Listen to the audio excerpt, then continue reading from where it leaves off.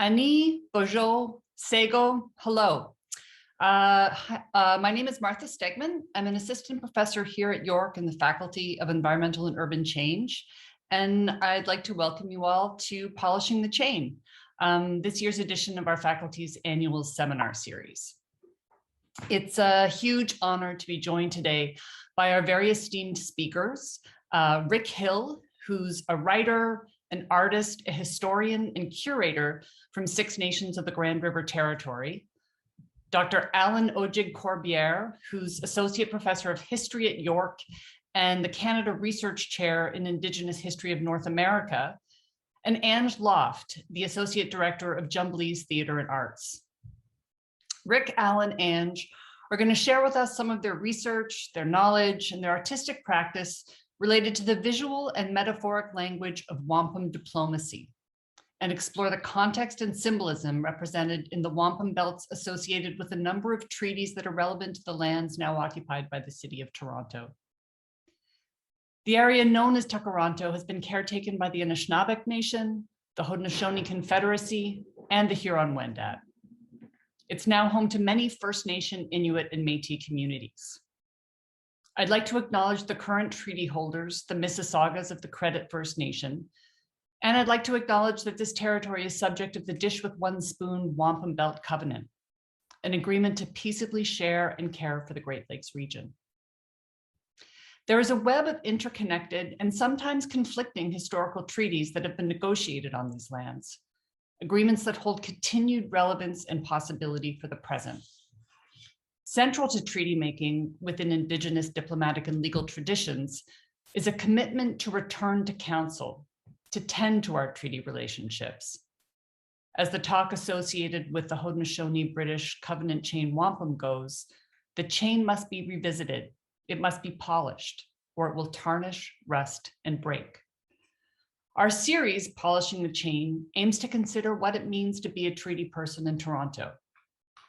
Today's is the first of 6 public lectures that will be held over the coming year that will explore the spirit and intent of Toronto treaties, the way Indigenous people have and continue to uphold them, the extent to which they are and are not reflected in contemporary Indigenous state relations, and ask how we can better take up our treaty responsibilities as both Indigenous and non-Indigenous Torontonians.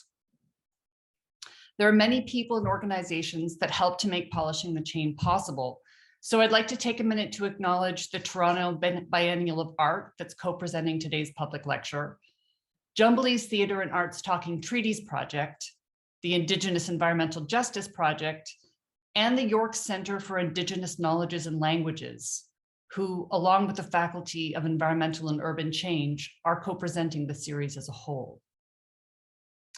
I'd also like to thank the Osgoode Hall Law School, York's Vice President of Research and Innovation, and Lisa Myers, York Research Chair in Indigenous Art and Curatorial Practice for their financial support. I'd like to thank my colleagues, Ange Loft and Victoria Freeman, who I collaborate with as part of the Talking Treaties project. This series very much comes out of the work that we've done together over the last few years, research and writing the forthcoming A Treaty Guide for Torontonians that you'll hear a little bit about later today. And Shimigwetch to my colleagues, Dr. Deborah McGregor and Lisa Myers, who've helped with conceptualization and fundraising for the series. I'm going to pass the mic now, first to Dr. Deborah McGregor, who, among many hats, now wears the hat of Director for York's new Center for Indigenous Knowledges and Languages, and then to Claire Butcher of the Toronto Biennial of Art. They'll both say a few welcoming words. Then we're going to hear from Grandmother Kim Wheatley, who will offer an opening prayer so that we can bring our hearts and minds together and start things off in a good way. After Grandmother Kim's words, I'll introduce our speakers. And finally, just a few housekeeping notes. We've enabled live transcription. So for those of you who would like that feature, you can press the button that's labeled CC at the bottom of your Zoom screens. And I encourage you all to use the chat to have conversations with each other, and also to post questions for our guests as they give their presentations today. And so with that, I pass the mic to you, Deb. Miigwech. So I just wanted to say a few words to welcome everyone, because really you didn't sign up for this to listen to me, but I just wanted to welcome everyone, and really privileged to meet Rick and Angie and Al again, and Kim, who I hadn't met, but we have a mutual connection. So wonderful to see everyone. And I just feel like this speaker series is just a perfect start for the Center for Indigenous Knowledges and Languages, because one of the major focuses to be able to establish those relations, how to be, you know, a good ancestor and descendant in these lands and in other places. So I just wanted to just welcome you, and just so thrilled that Martha and everyone who's helping behind the scenes, like Tara, who's managing all the technology, she's enabling us to all be here, and others who made this happen. So I'm going to leave it there, but just want to welcome people in the chat to just stay where you are. I'm right now in my First Nation, so I'm really privileged to be looking outside at the nice water on a sunny day. And just again, just thrilled to welcome you and have you participate in this speaker series in this session today. And you're going to be as thrilled as I am when you hear these speakers. They're amazing people. And Chimigwech Martha for working behind the scenes to make this happen. Thank you so much, everyone. I'm going to follow up, also trying to keep it short because I know that there's so many wonderful voices here today. Yeah, just in that spirit of acknowledging relationships and thanks, I want to thank especially our esteemed guests today, as well as York University and hosts and the team for this partnership with TBA on the first event of this series, but also of our fall program this year, as we look forward to the second edition of the Biennial, which is going to open on March 26th and run until June 5th in 2022. So yeah, what a way to begin. And I think just shortly to kind of sum up what has been a very beautiful long relationship, just thinking to TBA's engagement with Ange Loft especially, and that continued collaboration, especially thinking of just a few examples of how that's kind of shaped our work is, you know, with Ange's work with Victoria Freeman, which has resulted this year in an updated context brief, which was started in 2018 and is really a living document that's now titled Indigenous Context and Concepts Brief for Toronto. Ange has been a member of the TBA Advisory Council in 2019 and a participating artist in both editions of the Biennial.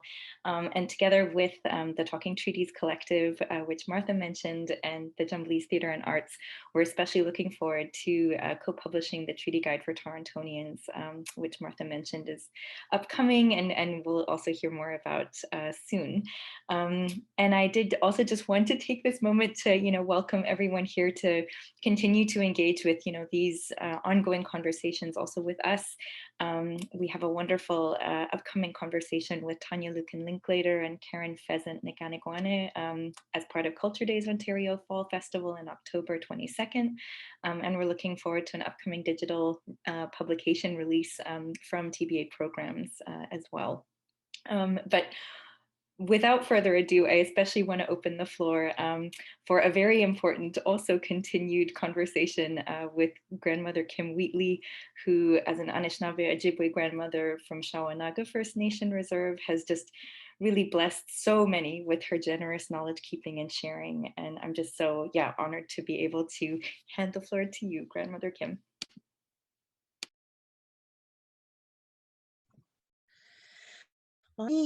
Bonjour, sego, tante, kwekwe, segoli, wache, bonjour, and greetings, Kinawea, greetings, my relatives.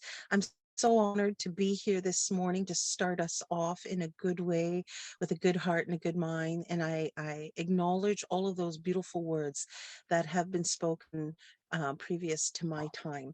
I have lit the smudge for you, and I am cyber smudging each and every one of you. Spirit knows no bounds, and so there's always room for smudging. That's the way that we clear our minds so we can hear things in a good way, and we can clear our eyes so we can see things in a good way, and we clear our ears so we can hear things in a good way, and of course clear our mouths so we can speak in a good way. Sometimes we need a little extra of smudging in that area, I think.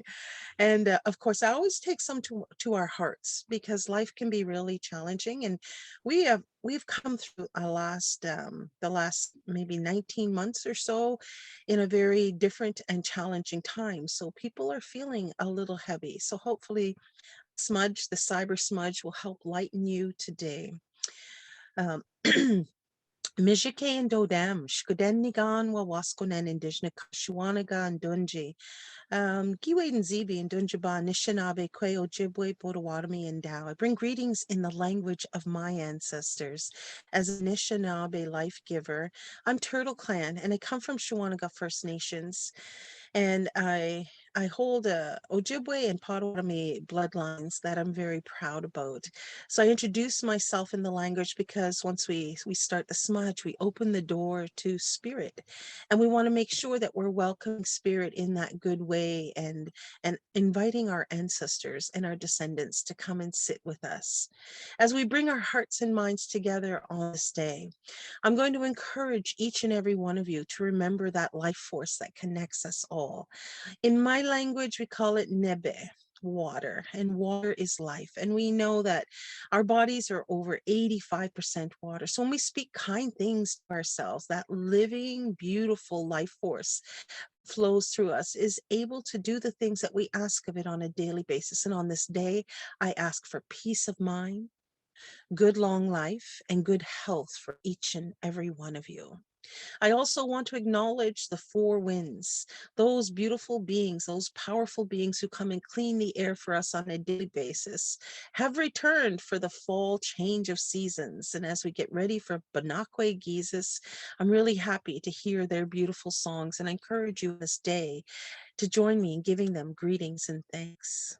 Of course, our mother, our first mother, our earth mother, Mashkika Mikwe, we always need to give her thanks for all the sacrifices she makes on a daily basis for our well-being.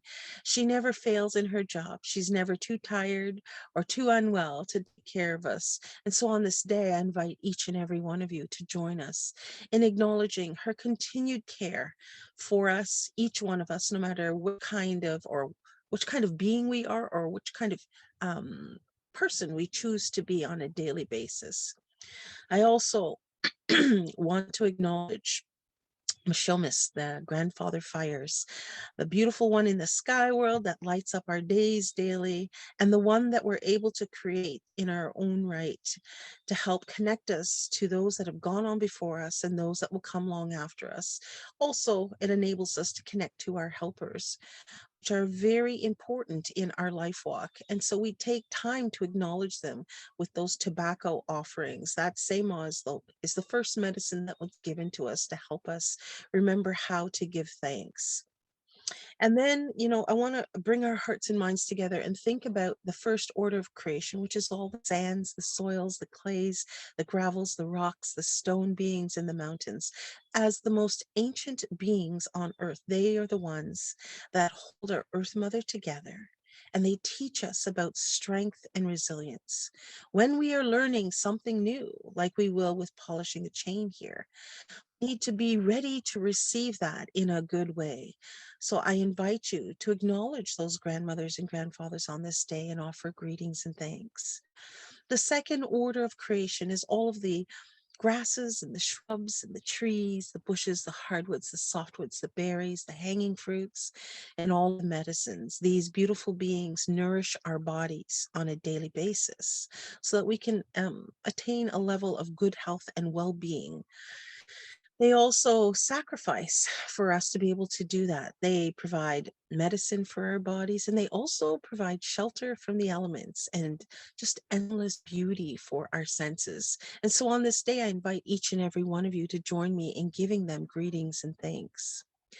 I also want to acknowledge the swimmers, the crawlers, the flyers, the two-leggeds, the four-leggeds, those that live up in the sky world, and those that live beneath the earth. These beings are elder brothers and sisters. They are clan members. They are our food source. They are our companions, and they are profound teachers in our life walk. And so on this day, I invite you to join me in giving them greetings and thanks for all of the things that they do for us on a daily basis. The last order of creation is the one that we all belong to, the human family. No matter what color, what faith-based practice, what area on the earth you come from, I acknowledge you, your ancestors, and your descendants on this day. As we come together, I encourage you to greet each other and to treat each other with respect, with kindness, with patience, with openness. There is something to learn from everybody who crosses your life path. And as we listen to the esteemed speakers today, I'm quite sure we're going to learn something very deep and profound, hopefully life-changing in some ways, so that we can renew and restore our relationships into that place of balance and harmony that our people, our ancestors, always intended and continue to nurture and support. When we come together in these ways, I always encourage you, and I know you're all technical minds, but to come from that head space and go down to your heart space and open that up to receive today, to listen in that good way, to listen without judgment or ego, but to try and learn, to try and hold, and then to try and share what you have come to learn with those who are in your life circles.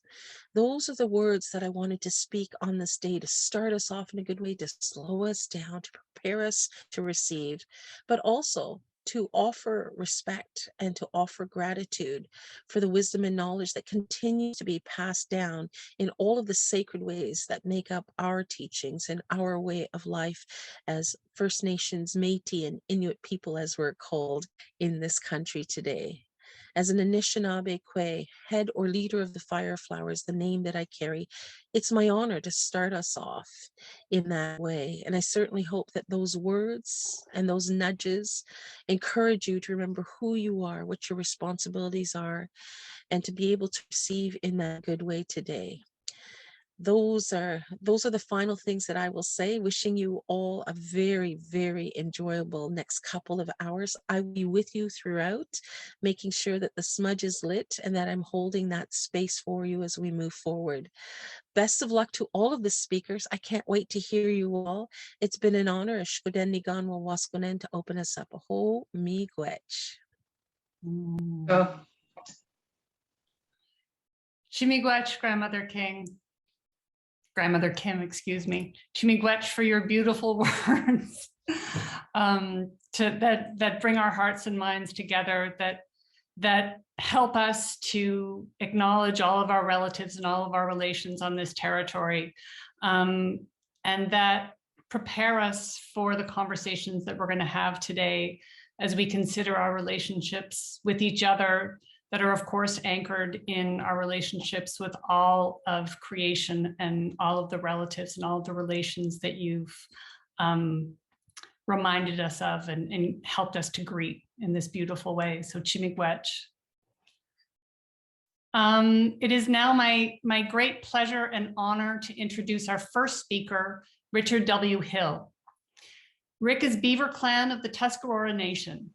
He is a historian, an artist, a writer, and a curator who lives at Six Nations of the Grand River Territory in so-called Ontario. Rick has served as the manager of the Indian Arts Center in Ottawa, as the director of the museum at the Institute of American Arts in Santa Fe, New Mexico, as the assistant director for public programs at the National Museum of the American Indian, which is part of the Smithsonian Institution, and as the senior coordinator of the Denonhagage, excuse me, I didn't get it right, of the Indigenous Knowledge Center at Six Nations Polytechnic in Ohsweken in Ontario. Please join me in welcoming Rick Hill. I thank you. It's always embarrassing to be introduced because it sounds like I can't hold down a steady job. Been all over the place doing all kinds of things. I'm no longer the coordinator, though, for the Deohahage Indigenous Knowledge Center. I work at Mohawk College in helping them develop some innovative Indigenous programming. Today, I'm going to share with you some ideas. I have a PowerPoint that I want to show, because old storytelling just isn't enough these days. We have to animate it. Okay, do I have your attention?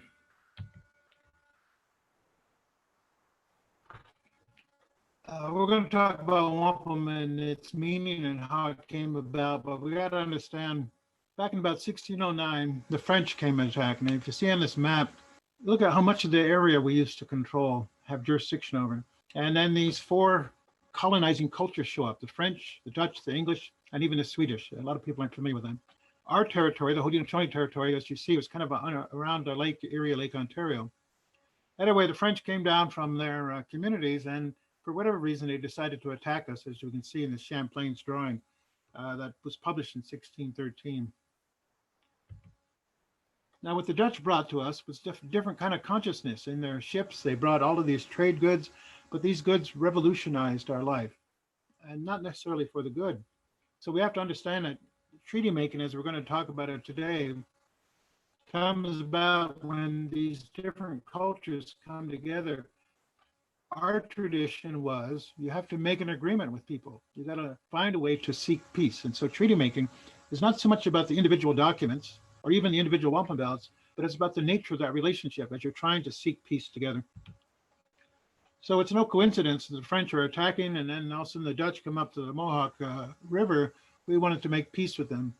The oral tradition about the two-row says that the creator didn't like it that war was being waged in this land, so he put the concept of peace into the mind of both the Dutchman and the Mohawk man who made this agreement. We say around 1613. Now, you should all be familiar with this by now. The two rows, it's aptly named. The two dark lines represent then the two paths of these vessels that met. The white represents the goodness of the river of life upon which we meet. And it's these two paths that we're going to talk about today. So the symbolism of that is that the Dutch ship and the Mohawk canoe were put into the water side by side. And inside the Dutch ship were all of its laws, its traditions, its beliefs, its way of doing things. And inside the canoe was all of ours. And when they were negotiating this agreement, they said something very interesting. The Dutchman said, what happens when the day comes when people from the ship want to get into the canoe? And the Mohawk man thought about that for a while. And he says, yeah, that's true. But also true is that sometimes the people from the canoe are going to want to get in the ship. So he says, how about this? Whatever vessel you find yourself in, you will be governed by its laws. That creates a dilemma for us within the university as well. Whose law applies to us when we're in the university ship? But the other thing the Mohawk man said is, we don't think your people are going to find it very comfortable in the canoe because the canoe is very narrow, goes down the river swiftly, and takes a great balance in order to maintain your presence in the canoe. Where if you're going to be in a ship loaded with hundreds of people, all kinds of cargo, you could be having a whole powwow in the ship and really not be involved in where it's going. So there's two different ideologies at work here. The thing that the Dutch also brought were this chains. They had a chain that they used for their anchor, but they also used chains like this to measure distances. That's how they mapped the whole North America. So by measuring these, stretching these chains out, they would define their turf.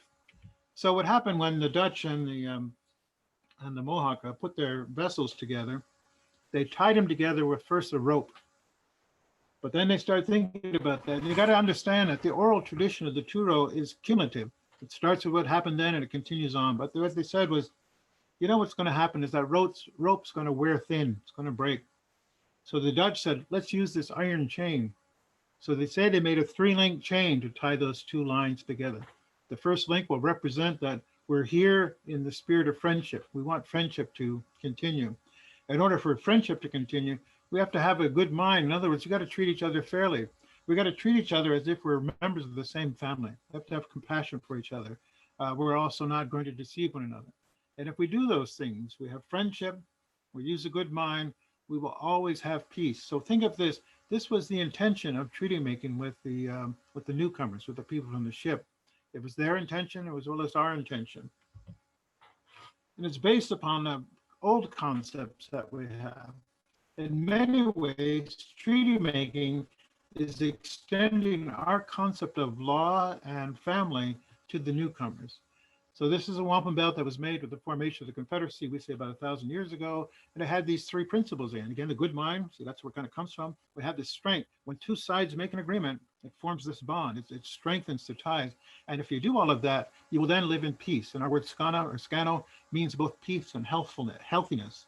That when you're at peace, you're at your primary healthy state.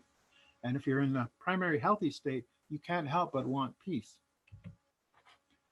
We mentioned the dish with one spoon, or as I'd like to say, the dish with a shared spoon, because there is this wampum belt that has a little figure you can see in the middle of this bowl, and it talks about our mutual responsibility to share what's in that dish. This is a concept we tried to share with the Dutch, the French, the English, the Americans, and the Canadians, that it's about sharing. It's not about possessing. So, you know, one of the problems with the land acknowledgements is that it implies a possessiveness. And we got to get back to this sharing, that the land is here on purpose for us to share. All the things that Kim shared with us this morning, we have a responsibility to share what's in the dish. So when our ancestors took that spoon, shared within the dish, that white rectangle represents a beaver tail, supposedly one of the most nutritious foods that you can have. The dark figure represents the dish. The dish is nature. There could be many dishes. You know, there's the Great Lakes dish. There's probably the Northern Plains dish. There's the West Coast dish. But the idea is everything is in there that you need to be healthy, well fed, and then we have this obligation to share. So when the colonists arrived, though, they brought some very different ideas in that ship about land, about women, about religion, about law. And we try to negotiate the differences between these two. So there are many reasons why we would make a treaty. This is just some of them, but primarily to perpetuate that peace, to help one another. We're going to settle differences using our good mind. You know, we're going to provide aid and comfort to each other. Sometimes it was to acquire land, but what I mean by that is they would say, we need a place to live. And we'd say, well, of course. So you can live over here. I don't think our ancestors said, here's the title of that land, you keep it and don't ever give it back to us. They're saying, no, here, you can live here for a little while.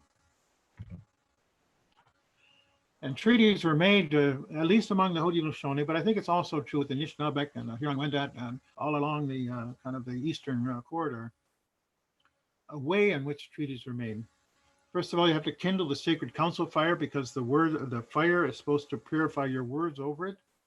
You do this wiping of the tears ceremony to uplift the minds of the people who might be carrying some grief so they can, as Kim mentioned, hear you well and see you well and speak well. You have to bury the tomahawk, and I'll get to that a little bit more in a minute. But in other words, you put all the weapons aside, and eventually what you're doing is you're replanting this tree of peace, which comes from the great law. By making peace, by sitting here talking about peace, we are perpetuating what the great peacemaker brought to our people 1,000 years ago. And as was mentioned, every now and then you got to polish the chain because, you know, things get in the way. Sometimes neglect causes rust on the chain. We got to do that. But another tradition was to cover the grave. And we have to think about that, especially with what's going on with the residential school children and even the memory of some of these folks on these statues. The old thinking was, yes, crimes are committed. Children and adults would be killed or hurt. So we have to atone for that. And once you atone for that, you cover over the grave with a wampum belt and you never mention it again. Otherwise, the wounds of history keep festering and your mind gets attached to the wound rather than looking forward to the future. This is why we would smoke this pipe at the end of the ceremony to carry our words up into the sky world where all of those beings are paying attention to us. And then we'd have this great feast and cover over the fire in order to enjoy another treaty down the road. So William Johnson was the primary superintendent of the Indian Affairs appointed by the Crown. He said this in 1755. He says, you well know that from the beginning to this time, we have almost every year strengthened and brightened the covenant chain in the most public and solemn manner. There's the crux of the matter.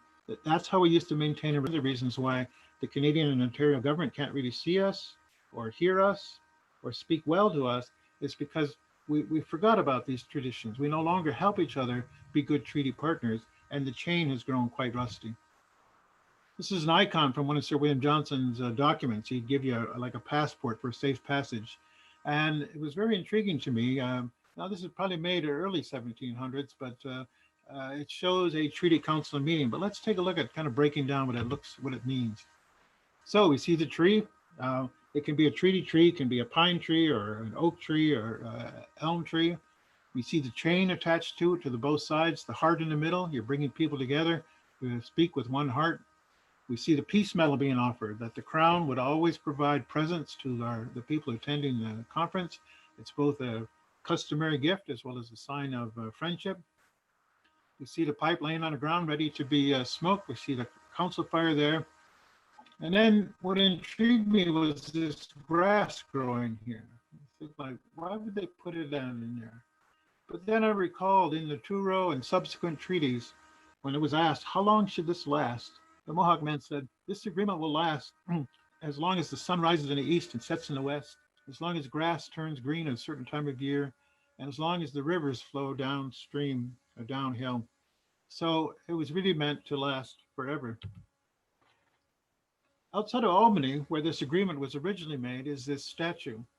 So we see the Dutchman and we see this Mohawk man with a very small loincloth, but on it is assiduity. And I didn't know what that word meant. I had to go back and look, and it says to pay constant attention to what one is doing. That is also the charge for treaty making.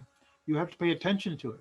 You can't just say, well, it happened in 1710 and it's done with. No, it's an agreement. It's a relationship that's ongoing. And that's what, unfortunately, we've suffered from. We haven't paid attention to this agreement. Notice what's missing in this icon. We got the ship on the top, but the canoe's gone. So when we did gather together, we'd have a short ceremony, and we'd use wampum strings, or we'd use whatever we have to basically wipe the tears, to unburden your mind, because, you know, death, in particular, death and trauma can cloud your vision of the future. We would clean out people's ears to uplift their spirit, and so that they feel like we can connect on a different kind of level. And then we would clear their throat, which strengthens their voice, but also strengthens their body. But by doing that very small but important ceremony, we healed each other before we even spoke the words of treaty making. And I think that was very important. This is what also has come to an end. So now people with devious minds, people who are carrying this unresolved trauma, people who have hard feelings about us, come to negotiate, but they don't really come to negotiate. They come to dominate the meeting. That's because their wounds have not been healed.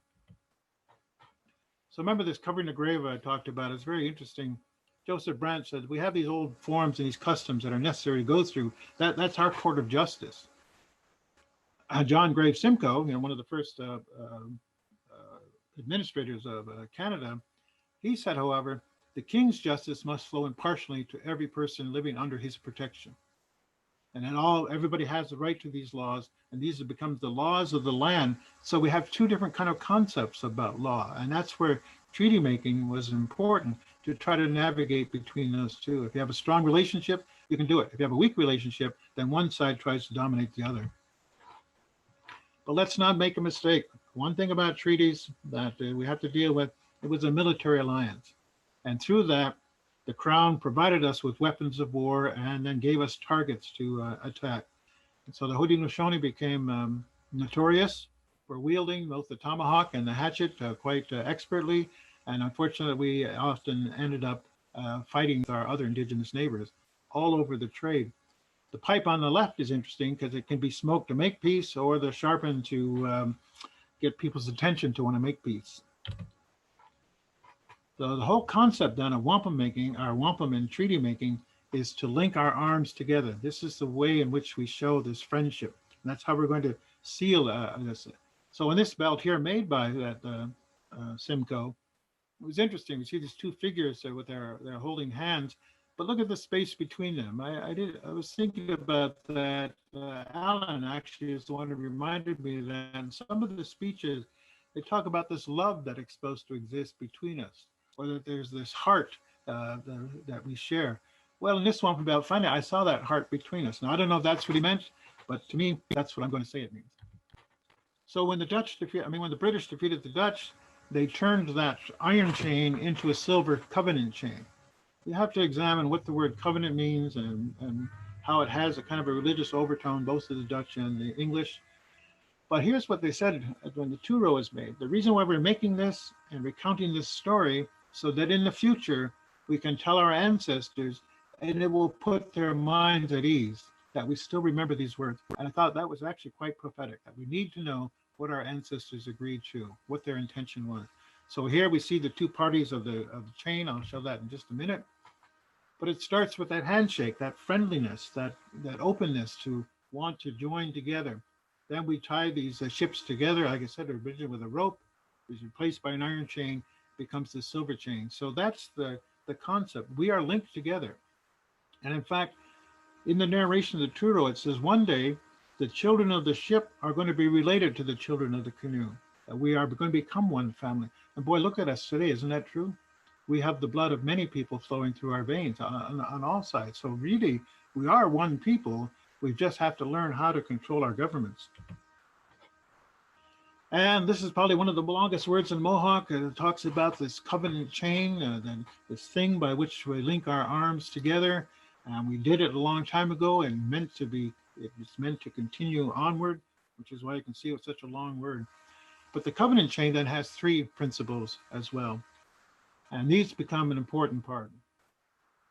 We're taking a look at, we must have respect for one another. That's sorely lacking in our relationship with Indigenous affairs through Ottawa. We have to learn to trust one another. Oh man, that's really difficult given our history. But if we don't have those two things, we can't have the ongoing friendship. So we have to look at how do we build respect? How do we develop trust? In order to get to that friendship, well, maybe we need to do that among ourselves first, and maybe our governments will follow. Maybe our governments will never be able to do that, but on a people-to-people thing, I think we can.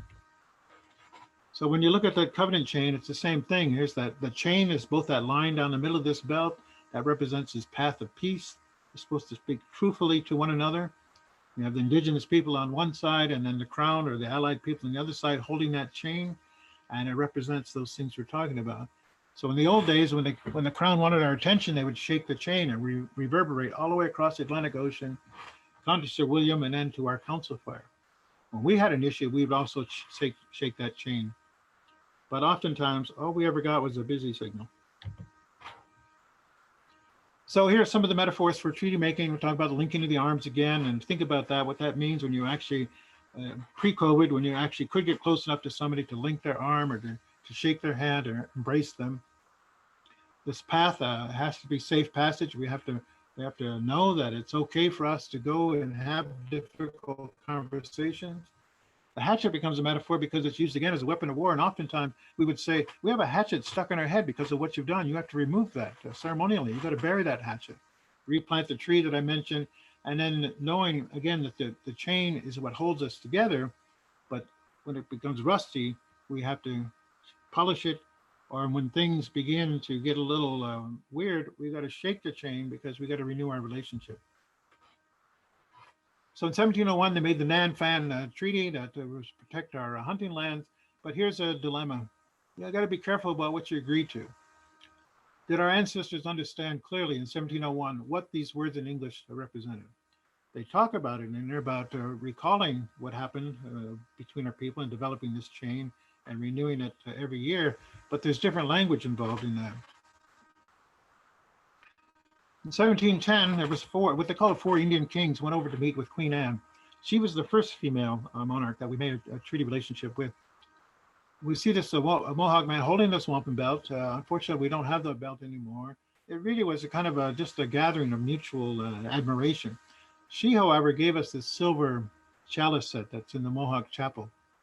Silver becomes a very important part of this connection back and forth between our people. We used to give out these silver peace medals to our people who would gather at these. And look what it says.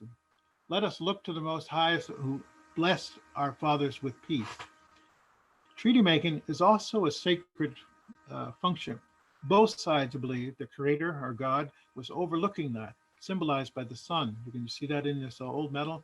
We see the tree again, we see the pipe, the council fire, and the men are sitting on two rows. I'm sure that's not what the artist had in mind, but again, in my thinking, that's what it represents.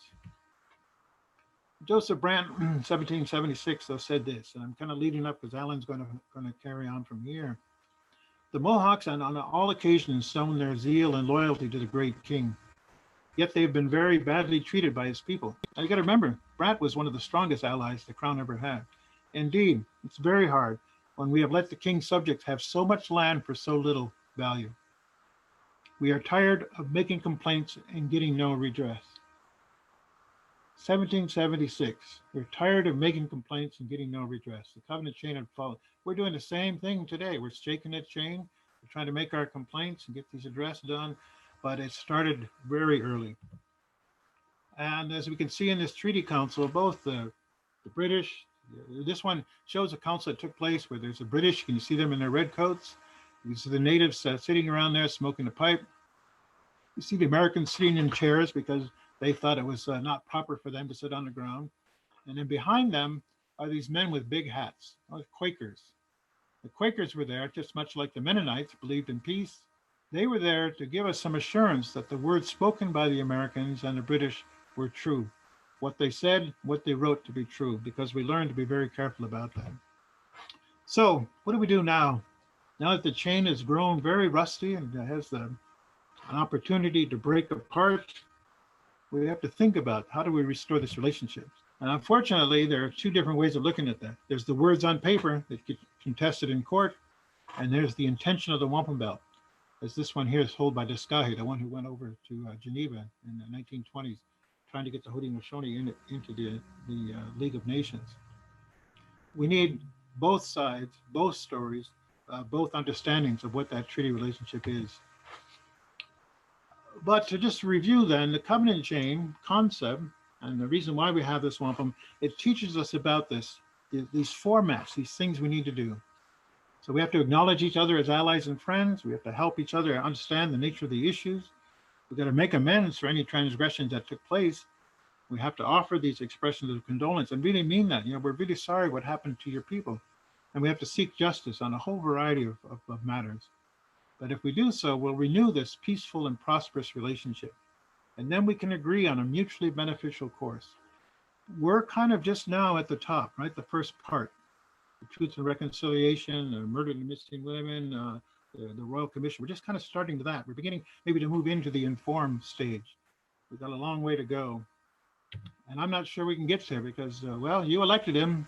So the question is, can this man help lead Canada to recover the kind of relationship we had with Indigenous people that's based upon a profound wampum diplomacy? Can we recover a way in which we can become true allies of one another? I'm not sure, but that's the next part of the story. So that's what I had to share with you today to give you some ideas to think about.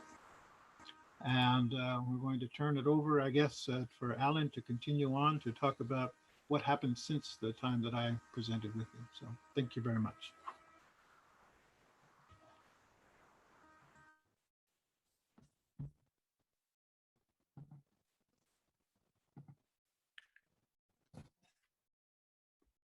Nanabojo Nishnabe Dok Nin Ojig Benendo Dem Michiging Mampim Chiging Dida Minuan Don Jaba Chinendam Dash I Wikiju Nigoa we be the Batama Gajoe Bak Mampi she came in a sing.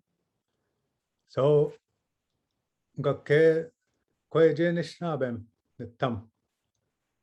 So I always try to speak a bit of Ojibwe at the beginning. It took me a long time to learn that bit that I could say. I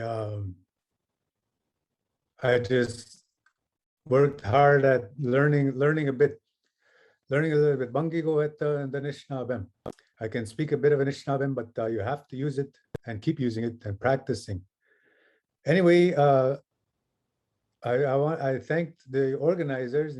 I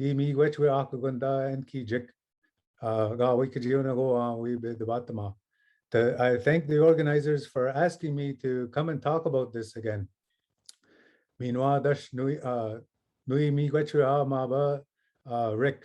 and I want to thank Rick as well for, I always learn something, but I always, when I get asked to speak with Rick, I take it as an opportunity for me to learn from him, but also to test my my ideas, and then get some feedback from him later on. These are on the screen here. These are various iterations of the covenant chain as given to the Western Confederacy. I didn't put the initial one up there that was given to the Huron, who are considered the uncle of the Confederacy. We have a number of different belts, and they used to keep this at a place called Brownstown, southwest of Detroit. And that was where a lot of these wampum belts were kept by the Huron as the uncles of the Western Confederacy. But a number of these also were kept with the Odawa as the elder brothers of the Three Fires Confederacy. So those top two belts are the ones that were kept by the Odawa at Michilimackinac, and then those eventually made their way to Nidau-Minising, or Manitoulin Island, what is called Manitoulin. This handsome fella is Jean-Baptiste Siganac. And Siganac was an Odawa war chief who fought during the War of 1812, but he actually became a keeper of the wampum belts, and he also was an interpreter for the Indian Department after the War of 1812, and leading up to a number of treaties in our area. He actually also acted as an interpreter at the annual delivery of presents. The annual delivery of presents is actually part of the covenant chain, part and parcel of the covenant chain. And the annual delivery of those presents, all those cloth, those guns, that ammunition, that tobacco, and the net thread, and the cod lines, mackerel lines, all these different implements that were given to us to use to get our livelihood off the land, which we would then call now Aboriginal rights to hunt and fish, that the Crown was actually supporting that by giving us all of these means to do so. So anyway, that's part and parcel of this wampum belt, but that's a bit of a different talk. One of the things that I like that he said, this is in 1851, this particular quote, although he was also influential in getting the 1836 Manitoulin Treaty signed. In 1851, they announced that the presents would be discontinued. So by this time, he was like 80 years old plus. And so he took down, somebody took down his testimony, and he says, "My children," he's quoting what Sir William had said, Sir William Johnson, "My children, I clothe your land. You see that wampum before me, the body of my words. And this, the spirit of my words shall remain. It shall never be removed. The Indians being my adopted children, their life shall never sink in poverty." One of the things that I learned from Rick a while ago was, and this quote actually confirms that, I guess, for our Anishinaabe people, is that we believe that the words spoken over wampum, that wampum actually acts as a recording device in our telling of it. And if somebody is gifted enough, they're able to be inspired by that, or transmit those words that were spoken over that original belt. So that's why it's important to get the original belts back into the communities, and to have our people keeping them, and to reestablish that connection. Even though we talk about reconciliation in different arenas, I think that's one of the ways that we're also trying to reconcile, is a lot of these pipes, wampum belts, and other implements that were given as diplomatic gifts to Sir William Johnson, but also other commanding officers at various posts throughout the Great Lakes area, that these were actually given as gifts of unity and alliance, and that the words that were spoken there are what I'm going to try and talk about here a bit as well.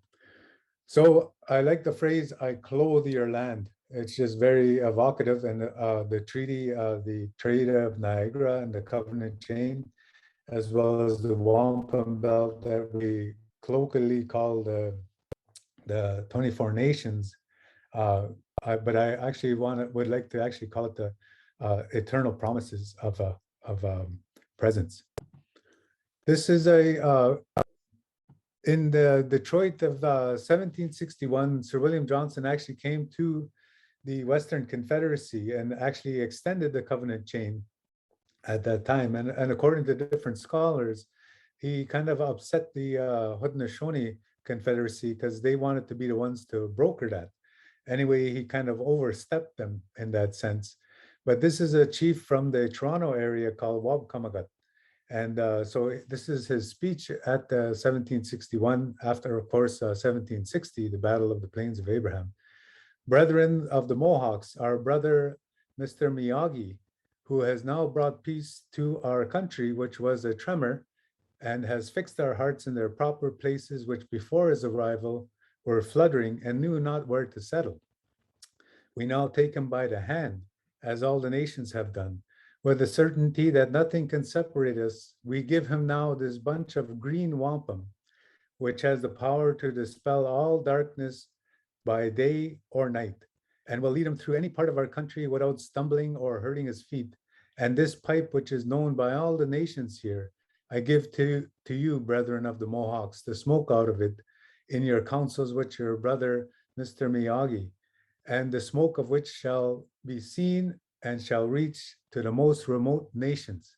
Delivered a bunch of green wampum to Sir William and a calumet of peace to the Mohawks. So these days, a pipe, you see a lot of pipes that the Anishinaabe people carry and other people carry. And the actual pipe stem is from your fingertip to your elbow. That's how long but these pipe stems that we're talking about came from your heart to the end of your fingertips, these calumet pipe stems. And this is one thing that I'm researching, is how were they able to distinguish, because a number of different nations, when they come to the Treaty of Niagara, they deposit their calumet pipe, and they all make this similar proclamation that all the nations know this pipe and know this pipe to belong to our nation. So they'll know that we are allied with the British. Now, green wampum, I used to think it actually meant literally green wampum. And there are some belts that have been painted green. And then, of course, there are these fake wampum beads that are green. But I was told by a colleague of Rick and I named Marge Bruchak that she says that green wampum means that it's unprocessed, that it's not formed into beads yet. So again, this is Wampum, the chiefs, a chief of the Chippewas living near Toronto. And you see here, he's got his medal that Rick explained. He's wearing his medal. A colleague of mine says that he's wearing two medals, but actually I think that's the medal is what he's wearing, and then the one by is actually his heart. And the Anishinaabe would often say in their speeches, "Give me a heart," meaning I want to be allied with you, and they were actually referring to a medal. So here, I think in the Dodem, the eagle Dodem, Migaze Dodem Mitmaba Ogima, this chief was of the Eagle clan at the Toronto area.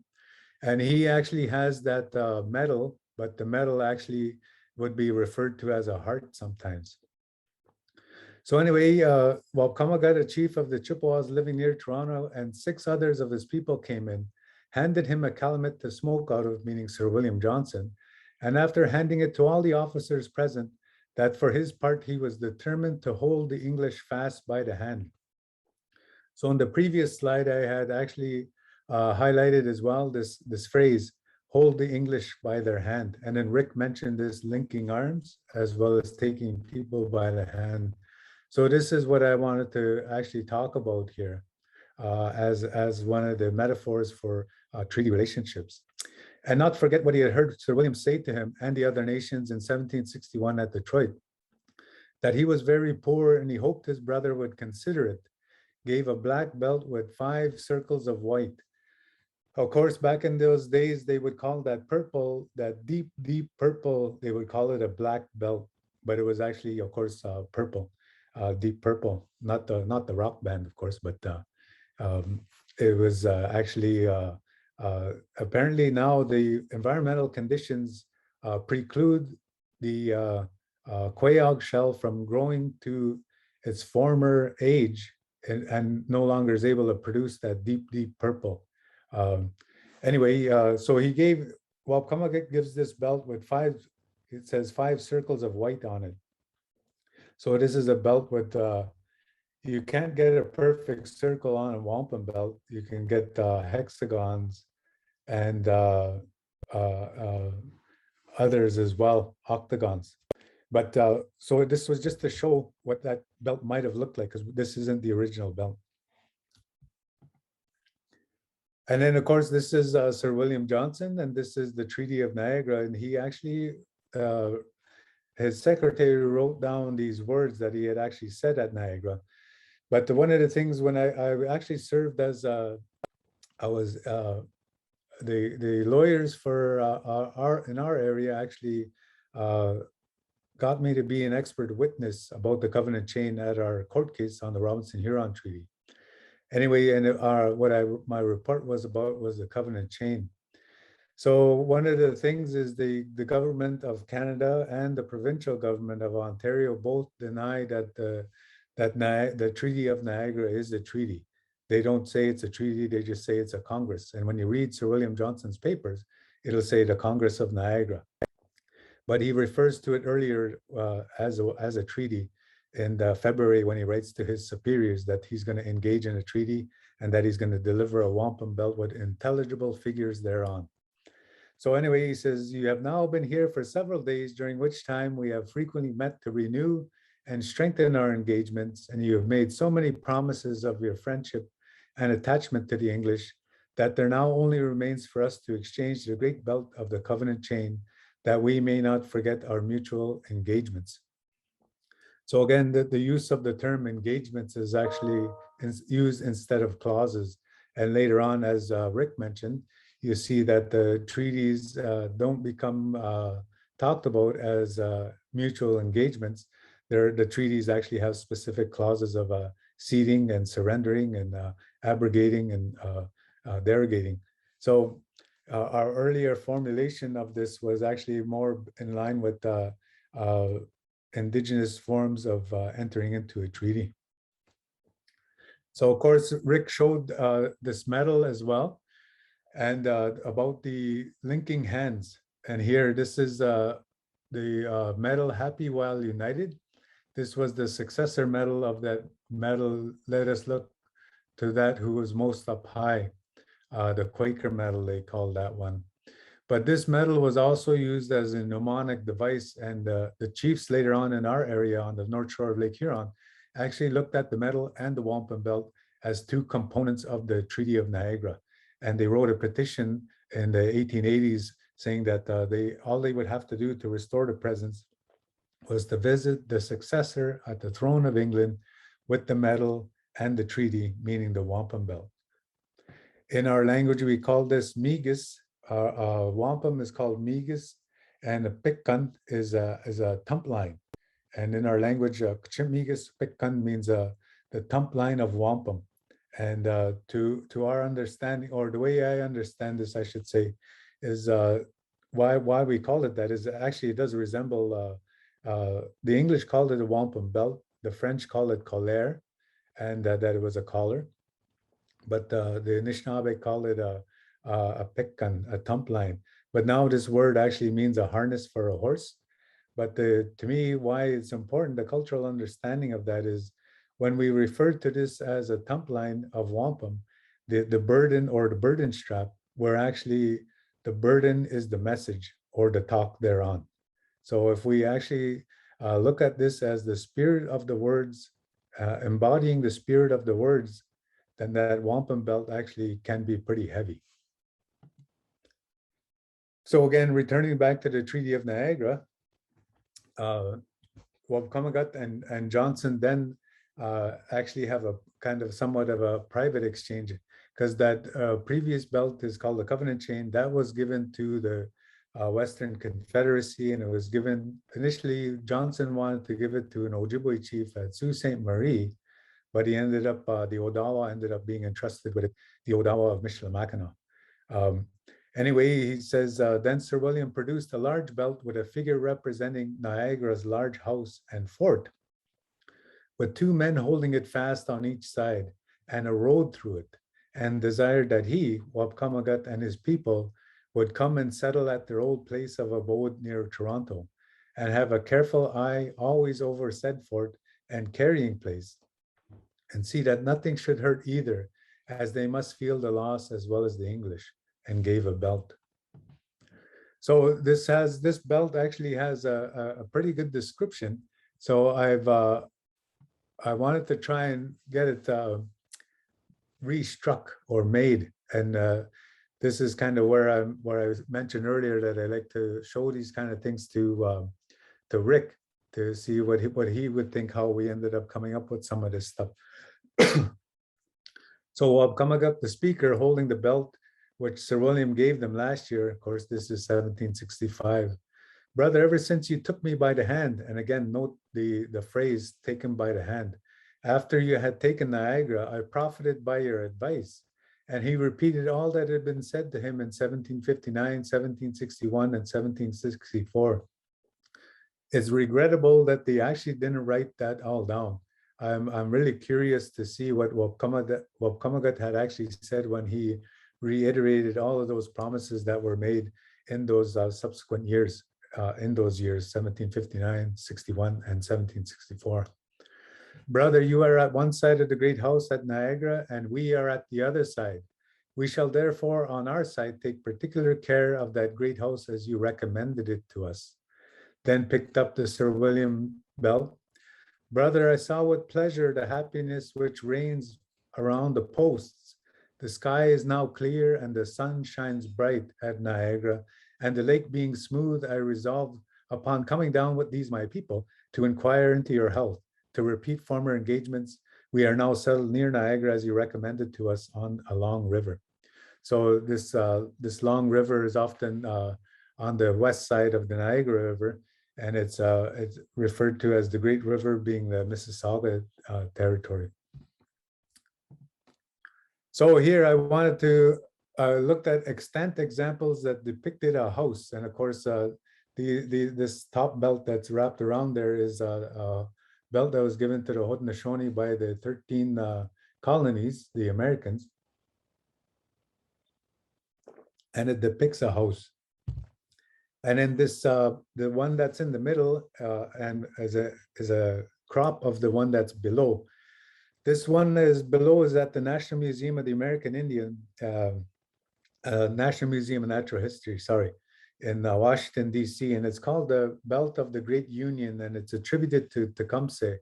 But the research that I've done, I think it's actually a belt that was given to the Odawa at Michilimackinac after Jay's Treaty, and after Michilimackinac was awarded to the Americans. And this is then a belt to say that the garrison and the council fire, thus the British council fire, would be moved to St. Joseph's Island. That's what I believe this belt is, and this is forthcoming. Anyway, so this is how they depicted a fort and their storehouses on a belt here. So I asked my buddy Brian Charles Anishinaabe from Anishinaabe, Georgina Island, Shonyong, Jaba Maba Anishinaabe, Nata Jiton Migis Pikanan, Nata Migis Picnic Maba Anishinaabe. This guy, he's good at making these wampum belts now. He just more or less taught himself and started making looms and getting different things together. Anyway, he used graph paper to come up with some preliminary designs. And so this first one with the graph paper is two men on either side of the fort. And I told him, that's actually a topographical view of the fort at Niagara, the outer perimeter, and then the house inside is to him to represent the storehouse. I said that's too elaborate. I don't think they made them like that. Anyway, then he reread the description of the belt, and he said that he interprets it that there's the fort at Niagara and the storehouse. So that's why the second drawing has the two men on either side of the fort, and then the big storehouse is on the other side.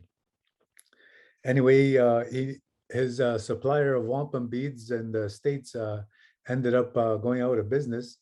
So he never got around to making his design.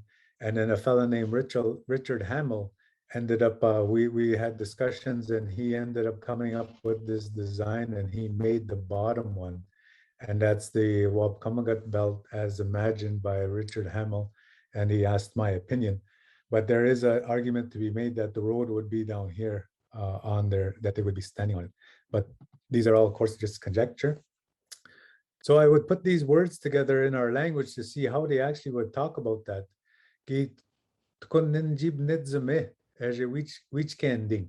We tied our hands in friendship. And is actually a police officer in Ojibwe is called Tukunwewenene, and that means he grabs him. And then Tukuna means you tie somebody. And then the word under it there, is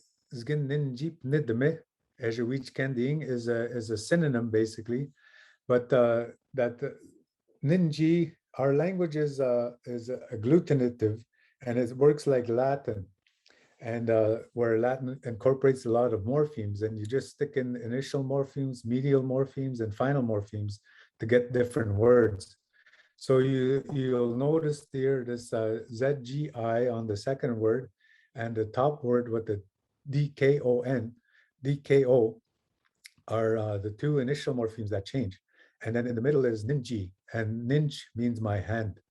And then benidme is actually the morpheme to indicate that we tie it together, ourselves together.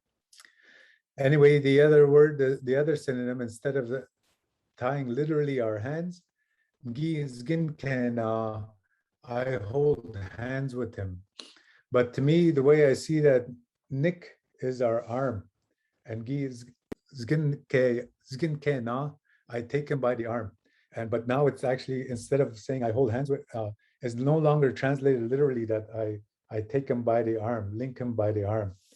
And so why I put this Zginke followed by Zagaswa, to me, the initial morpheme of Zagaswa is Zug, and that Zginke is the same thing, Zug, and it means it's attached or it fixes. But when you smoke a pipe or you smoke tobacco, Zagaswa, I'm going out on a limb here, but I'm actually saying that you make a connection with the spirit when you smoke that tobacco. That's what I would say, but I could be challenged on that, and I don't mind being challenged on that. So our other word is Zagaswe Edwin, and that's a word for counsel, but it actually means Zagasweo. If I say to Deb, Zagasweo Kashe, I'm saying to her, give your mom a smoke, or give her tobacco, so that's what the Anishinaabe say to each other, especially when they're referring in ceremony. Give him a smoke or give him a pipe, and then that's when you're actually taking on a bigger obligation there. So Zagosweo Dewin is a word for counsel, but it literally means mutual smoking, where everyone's smoking a pipe together. So again, Zagat Tagan, that is a word for punk or tinder. And when you start these fires with that striker, then that's what actually the spark falls on there. And then that Zagat Tagan, it means it catches that, it attaches, the flame attaches to that. So this is a belt at the bottom that's actually at the McCord Museum in Montreal, Quebec. (1868). This is actually an actual phrase from one of the petitions from Manitoulin Island that was written in Ojibwe. So I was using these, some of these words I asked the elders, and others came from archival documents. This is A.E. Williams' papers at the Archives of Ontario. Actually has a lot of these Williams papers actually have contain many papers from a movement called the United Indian Bands. And this was in around 1890s to the early 1900s. And they were trying to get a lot of their treaty rights recognized, and they wanted to send in documents and stuff. And a fellow was collecting all this to try and argue their case. Anyway, this thing is written in Ojibwe, this document. It's not signed or anything, but it's in Ojibwe, and it's written what I would call the Methodist or Anglican way of writing Ojibwe. So you see that second line there, this had no English translation, and I had to sort this out. And then once I started writing it out and figuring what the words were, then I was like, oh, this is the Treaty of 1836. So that's what it says at the bottom. Oh,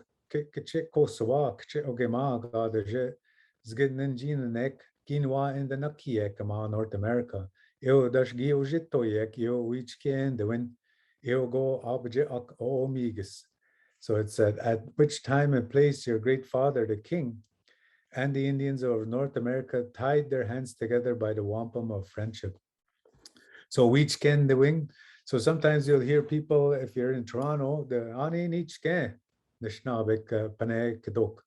The Anishinaabe, they usually say to each other, Ane Nichi, Ane Nichi, Ane Nichke. Hello, my friend. Nichke means my friend. And then in the older times, it actually meant also my brother. And when I started off this talk, I said, Nijibimadzit, my fellow earth dweller here. So that Nij means accompanying. And anyway, that's the words that they used.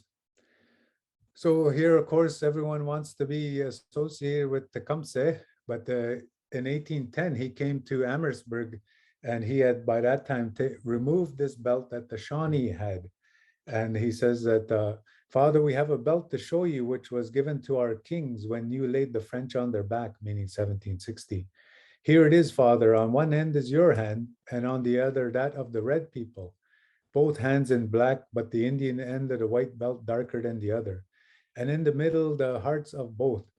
This belt, our father, our great chiefs have been sitting upon ever since, keeping it concealed and ruining our country, or ruling. I have to look at the transcription again. He ordered the belt to be passed around and handled and run by every person present, saying they would never quit their father or let go of his hand. So this is another process that they would do in these council meetings to show that they agreed with the treaty, as they actually had to touch the wampum belt or run their hands through it. So this is a Shawnee one, but I got examples where Anishinaabe people also did the same. So I want to say at the bottom here, this belt was made again by my Mawanich Kang Gijiton Manda Migas Pikkan. My buddy there, Brian Charles, made this one at the bottom. So he took it that their heart is in the middle, and listening to, again, like I said, I learned this from Rick Hill. Sometimes what I think this actual heart would be, Rick has said that sometimes two overlapping diamonds on a belt will represent a heart, and that it's the two chambers of the heart. So sometimes I think this belt actually, instead of the Valentine, it actually would have two diamonds over it. But you know, it was Valentine's. Maybe they gave it to them for that too. And this belt shows the hands, and that's the thing as well. So this was kept with the Shawnee, and this, of course, is Tecumseh's brother, the prophet Tenskwatoa, and he was painted by George Catlin here.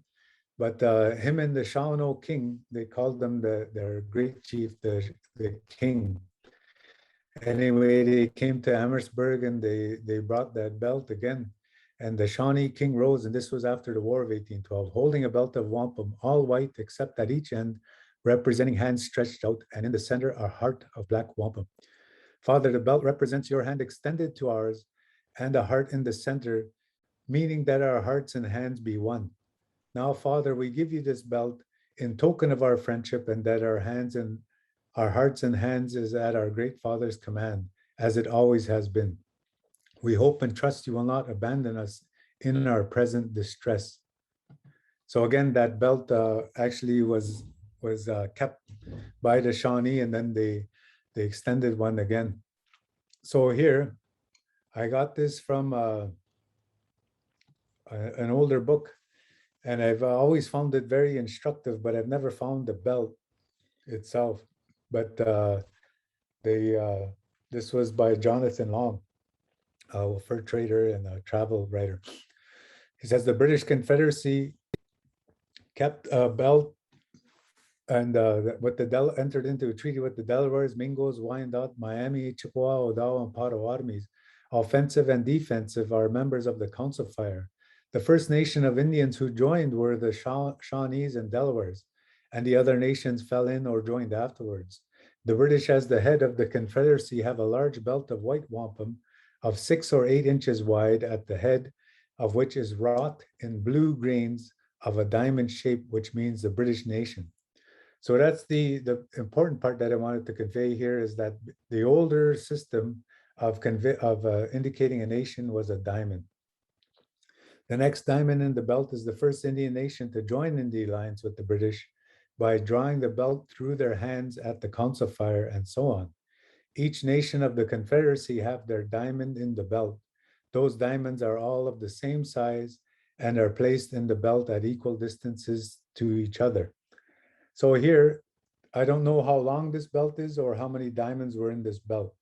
But of course, here you see that they got the Delawares, 1, 2, 3, 4, 5, 6, 7, and the Shawnee 8. So it would have been at least 8 diamonds on there, but it's likely more. So later on, this gets converted into what we now, like I mentioned earlier, what we call this 24 Nations belt. And now they actually use men with white hearts tied together by the strong cord of friendship that Rick talked about. And here, this is the Rock at Quebec, some say. Others say it's all of North America. But all these 24 nations, 12 are representative of the Western Confederacy and 12 are representative of the Eastern Confederacy, meaning the Haudenosaunee people, Mi'kmaq and Maliseet and Abenaki people and others. Whereas the Western Confederacy is Odawa, Ojibwe, Sauk, Fox, Menominee, and others. And then, of course, that ship the promise was that that ship would never be empty, that would always be full, whatever we required. And that, of course, why I began this presentation with the Siganok's excerpt, he says, I clothe your land and that you will never sink into poverty. And that's what this belt represents. But I want to just show again that this the diamond then becomes an anthropomorphic figure. So here, this is 1770, and these are the Mississaugis of the Bay of Quinte. Ashonyon is Georgina Island or Lake Simcoe, and the river Bimishkodeyong. Bimishkodeyong is Rice Lake. So those are Mississauga people. And he says they came down to visit Sir William Johnson. He says, Father, we beg you will hear our 2 towns, nations, Bimishkodeyong and Ashonyang. We cannot enough express our joy in seeing you, the head chief of all Indians, and to come and light our pipe at the great council fire, which you keep always burning at your house, where all Indian nations assemble and smoke the pipe of peace and address you as their father and laying out our petitions and grievances before you. So again, Rick mentioned and touched upon the importance of the council fire and the importance of meeting together, as well as the importance of smoking the pipe. What I didn't mention is part of that 24 Nations Eternal Promises of Presents. Every year that the British came and delivered those presents into the various posts, they had to and they did bring tobacco. They always brought tobacco, and all those lists. They always start. They knew enough to bring that tobacco, and that's the thing that, like Rick mentioned, when he showed that picture of the Prime Minister, if he actually comes and brings that tobacco to our pipe carriers and our keepers of knowledge to do that. So then they gave a white belt of beads representing 2 figures, the one Sir William Johnson, the other their nation, taking a firm hold of one another's hands with the assistance of Providence, which is represented in the cross. So, of course, this belt is one that's belonged to Mohawk people, and it's often called a 2-dog belt, and you see there's a big cross there. But on the actual covenant chain wampum belt that was delivered to the Western Confederacy and into the hands of the Odawa of Michilimackinac, you see these 2, the Anishinaabe and the Jaganash, that they tied their hands together in friendship, but there's a little cross there. And I often wonder if this is what that belt looked like, because I don't know what that, I'm talking about this previous belt here. I don't know where the original is, and I have never seen it. And whether or not that is how it was represented is something to research further. So here again, this is another version of the covenant chain, and this is, we believe, William Clowes, who was the grandson of Sir William Johnson, and he gave a belt to the Western Confederacy in 1807. And you see that he puts that pwagan on top of that, and then the cord of friendship between the two, tying their hands together. But here I found this sketch in the Clowes papers, and it says FG, meaning Francis Gore. And then it's two men on either side, and then the belt on the other end says 1808. And then it says black, white, black, and a white heart. So I showed again my buddy Brian Charles, and then I got him to, we discussed how to try and make this, because we actually knew the number of beads that were used, and it was like 11,000 beads. So this thing really ended up becoming a big monster belt. And this is prior to the War of 1812, and this is one of the last instances of the British delivering wampum belts to the Western Confederacy. And we haven't found the original yet, but this is what Gore had said. Children, it's been my wish and desire for a considerable time past to meet you in General Council, to renew at this fireplace the ancient friendship which has subsisted for so long a space of time between your great father, your ancestors, yourselves, and eventually and freely to communicate all the engagements entered by your forefathers, the English. With this belt, I therefore renew our ancient friendship and those ancient customs which have been so wisely framed by the general consent of the nations in the country. So again here, and Rick mentioned that heart in the belt that Simcoe had delivered to the Western nations as well, but it was obliquely referenced in so-called negative space.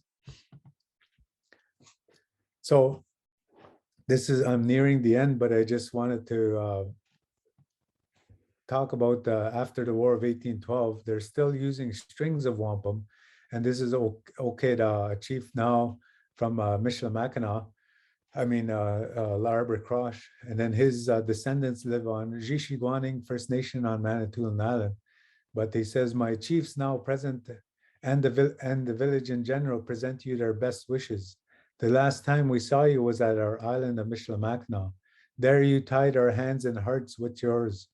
In brackets, the secretary wrote down what he means by these, and he says, made peace.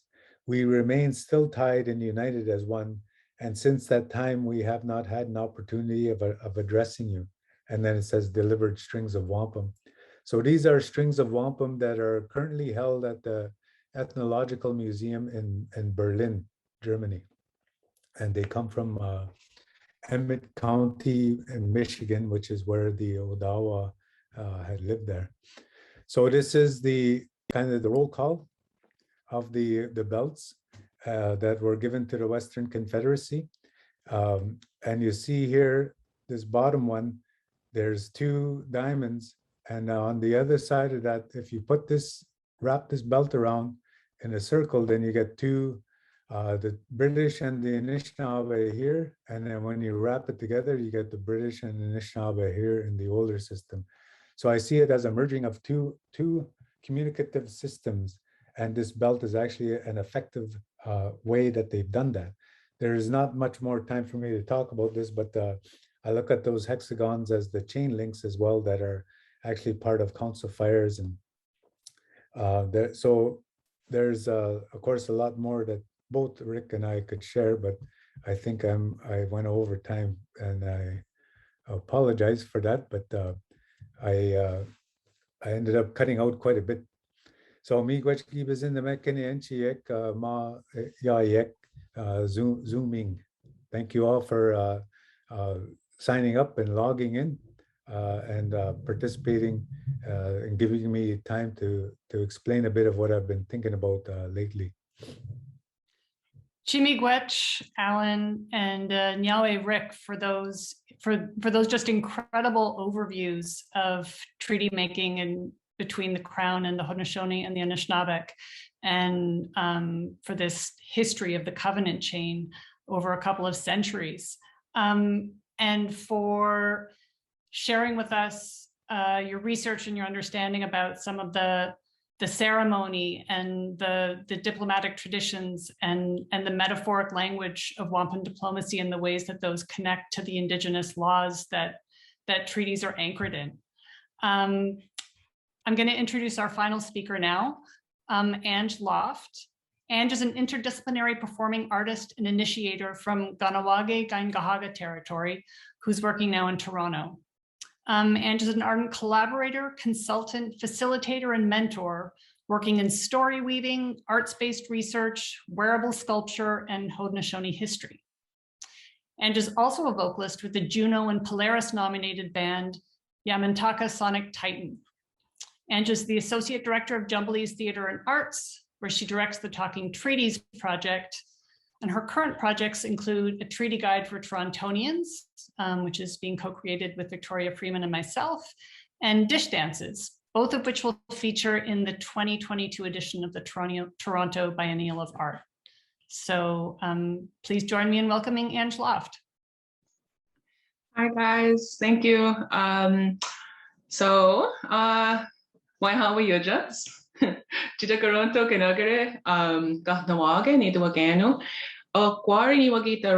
So my name is Ange Loft. I'm from Ganawage, Ganyacahaga territory. I've been in Toronto since 2018. I've taken some Mohawk lessons, so I've realized that I can't talk about these things without connecting up language. And over this pandemic time, I got a chance to do that, and just so great to have you all together.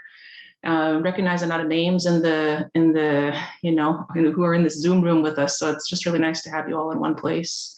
And I thank you all for all the teaching you guys have given me over the years, because I can't do this without the accumulation of all of your work together. My clan is bear. So the clay that I'm made of is bear. It comes with that little symbol, because I'm going to return back to that, because there's a bit of like the embodied world of this agreement making understandings I'm going to talk you through. I have a whole bunch of images, and what I want to do with this is essentially let those images tell me what to talk about. Jumping off of some of the things that Rick and Al mentioned, and I hope I could kind of actually purposefully step on some of your toes, because we have some overlapping ideas. So I just want to see what it tells me to talk about. I'm going to share screen right now. I've been thinking a ton about mnemonic devices, what we need to do.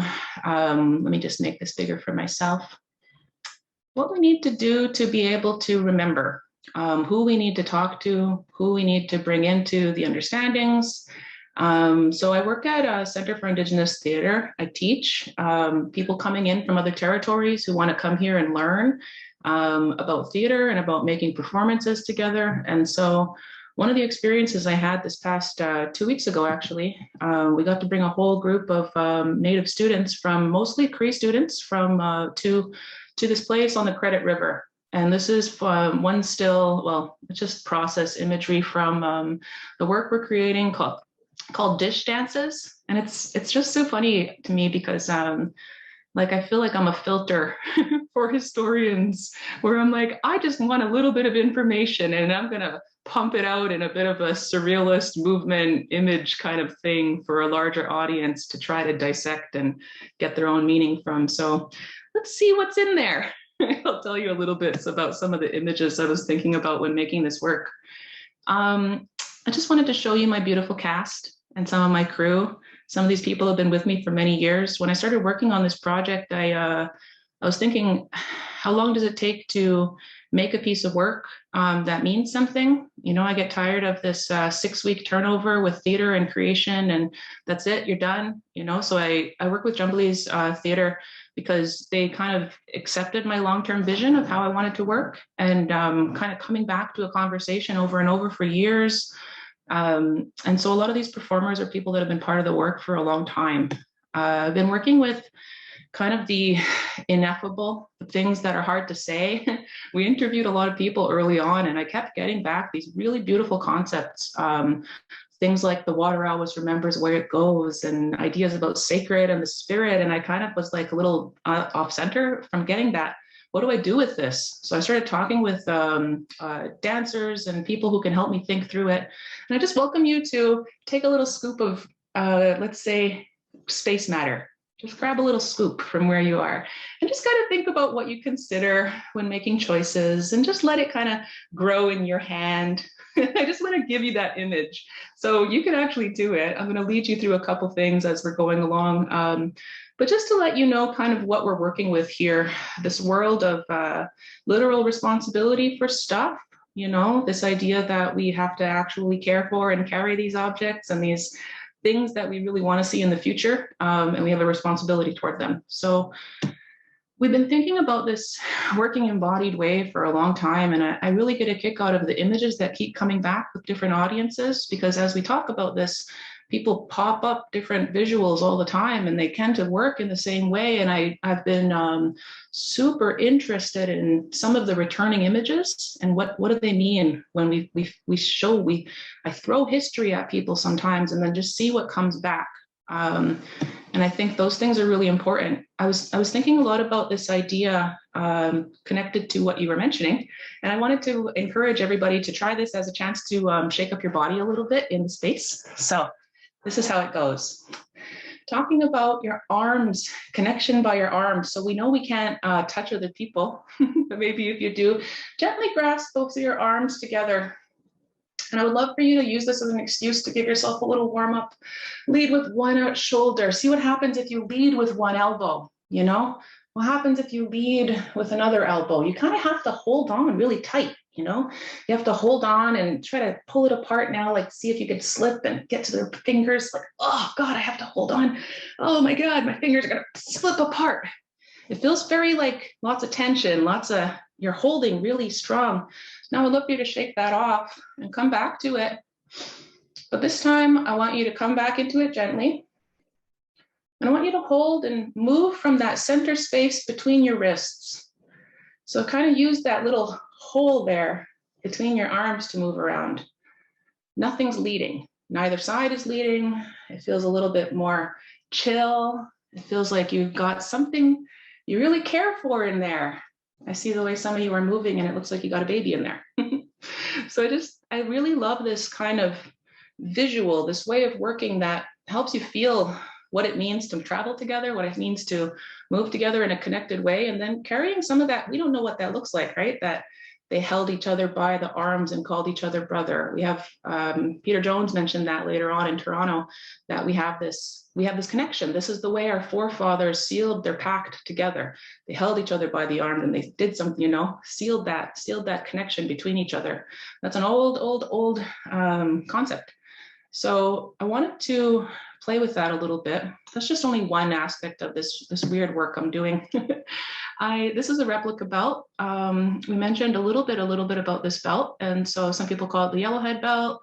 I heard Alan mention just the day before the preference to call it the Eternal Council Fires belt, and I was just struck by the idea of a place where we're supposed to meet on the Credit River.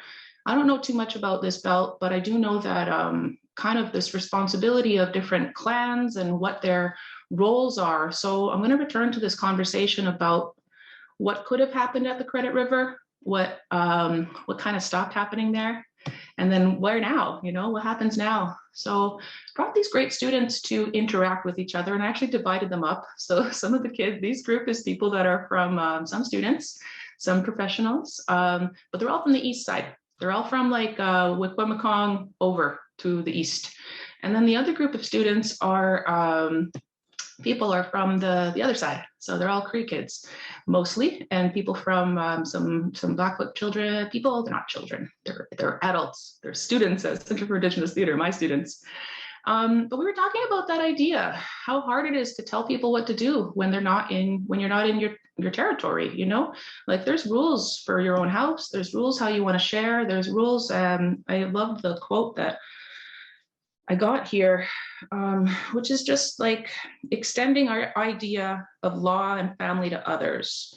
And, you know, when we think about extending those practices to each other, working with dancers is a really great way, because we get all of that nice imagery, about coming clean to an agreement, kind of acknowledging all the grief and all the trauma and all the problems that happened before, knowing that people, when they come into a new territory, are carrying a lot of baggage. They're carrying a lot of grief. They have a lot to clear out. They have a lot to kind of move through before they can make good choices and good communications in a place. So thinking about that with movers, and it's interesting because I think about beavers all the time, and this is the conversation. I'm really intrigued by this idea that, you know, when we talk about the extension of the dish in 1701, sometimes as part of the Great Peace of Montreal, it's really to clear a way for the French to, you know, be able to get into the Great Lakes without being disturbed by other Indigenous nations, right? It's this way that they secured, helped to secure peace between us. But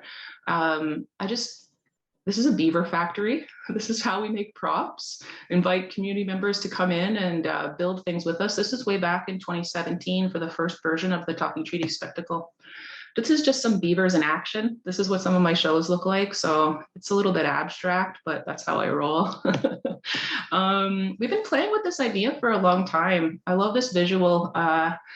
This visual of the dish in Toronto, this visual of bringing people in and they're fighting over a beaver tail in this image here, the inevitable problem that people will take too much and that we will have to remind people of their duties. So what does reminding look like in a good way? Like, what does that look like to remind somebody and not feel like you're being too heavy-handed? How do we decentralize who does the reminding? How do we feel like we know these understandings really inside our bodies?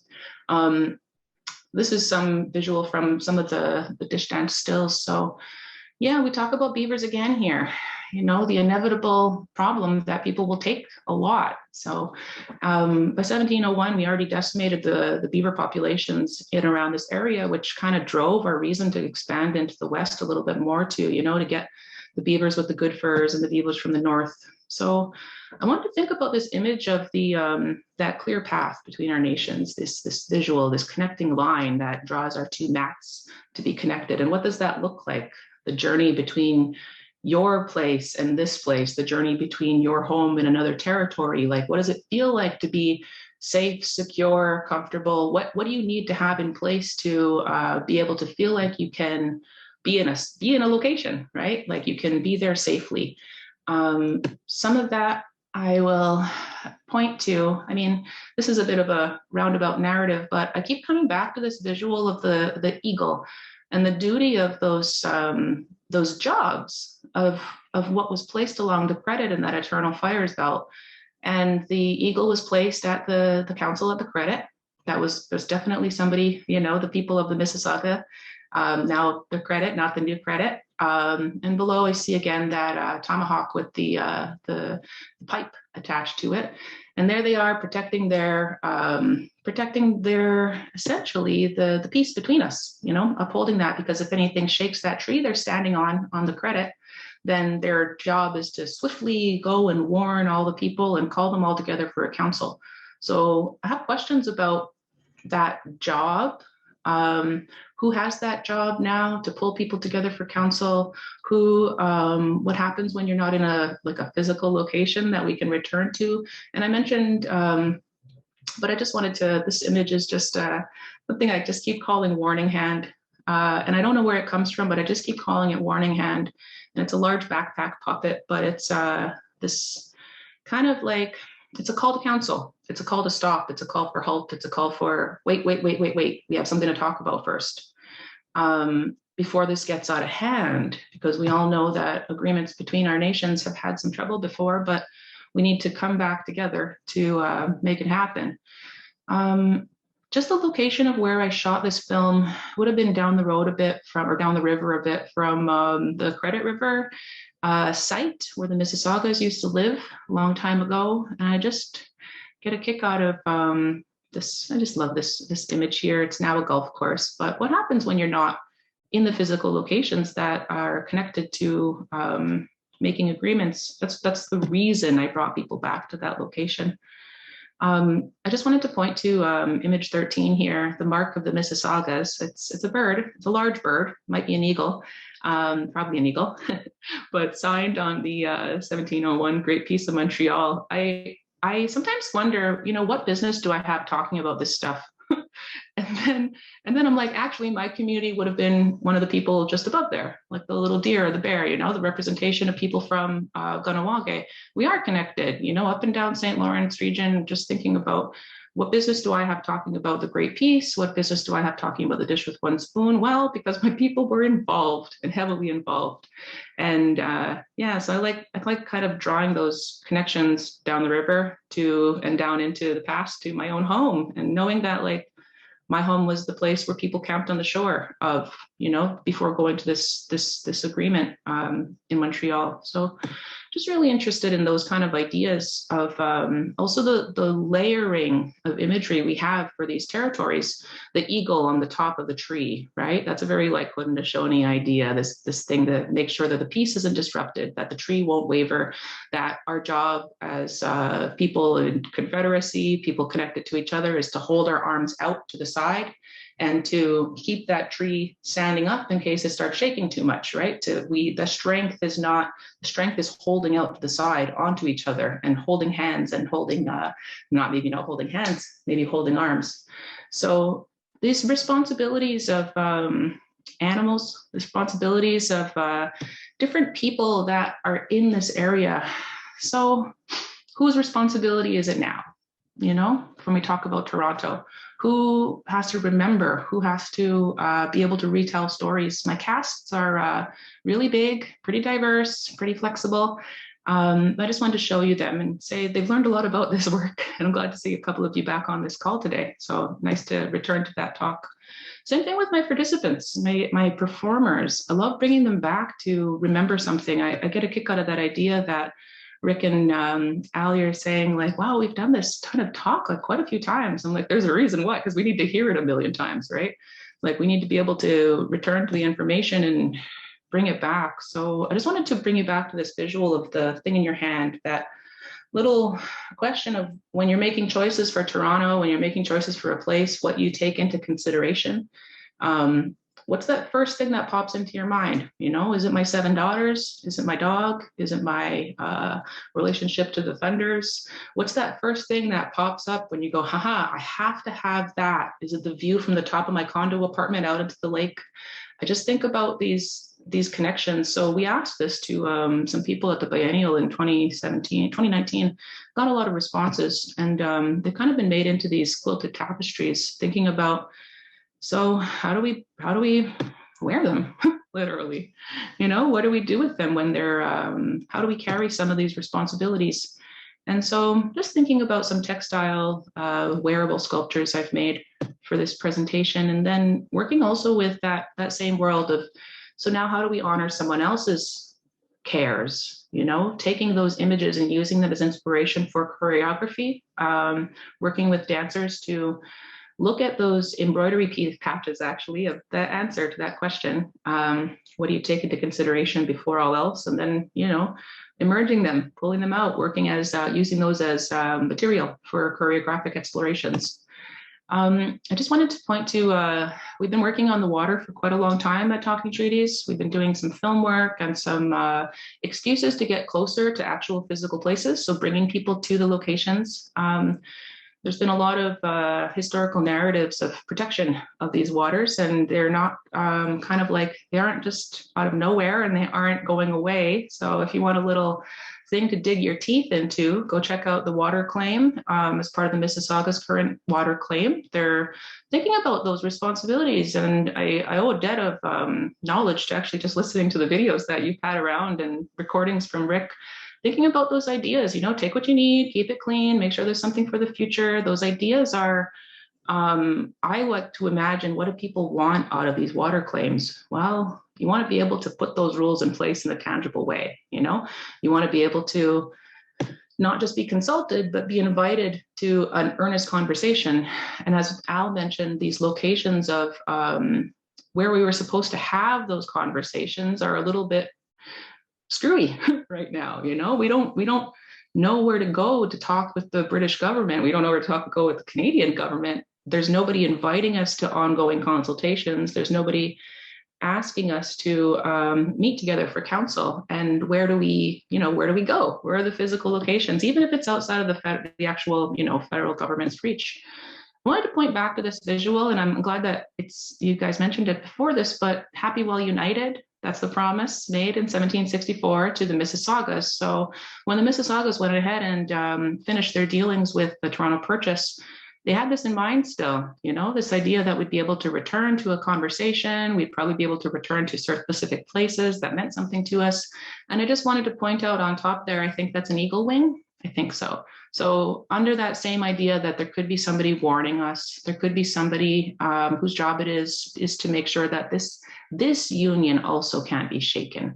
So whose duty is that? Is it Toronto? The location of the leftover, just thinking about those duties of the city and people that are smart, who are living in the city and remembering these things in a good way. Like, what responsibility do we have to remind our governments that we're supposed to be united in a specific fashion?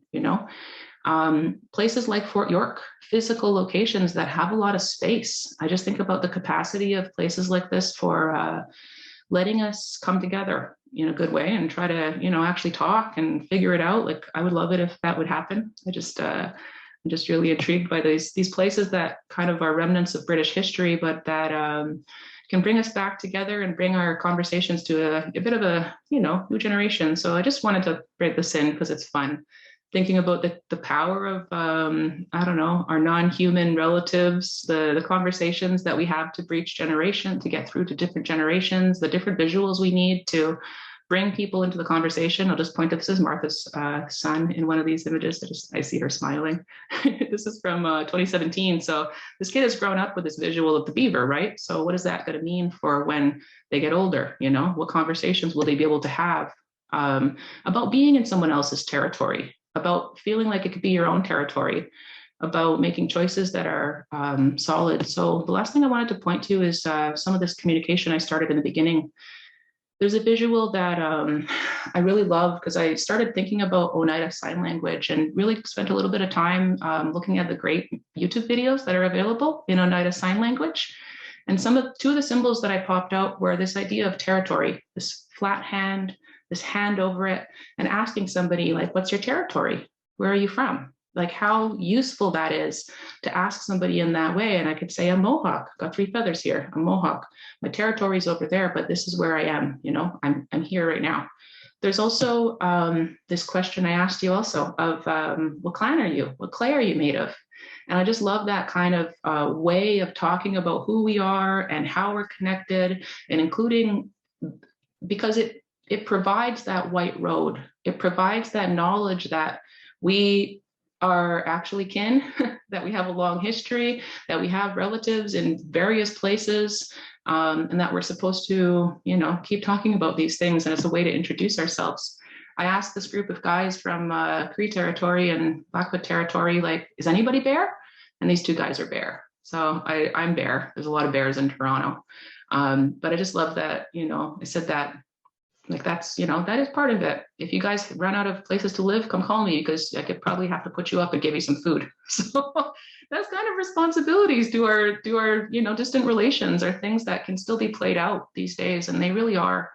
And how much importance it is to be able to have access and team up with the right partners and communities that have these waterfront properties, that have these places where we can go and sit together and have counsel and just discuss and dance and be weird and talk about things that we could do in private between ourselves. I just love that Nivelt gave us this version. This is Camp Nivelt, a Jewish kind of like socialist camp community. They gave us this place, gave us a bunch of cabins and said, go ahead. Nobody bugged us. And I just like that kind of approach to sharing places.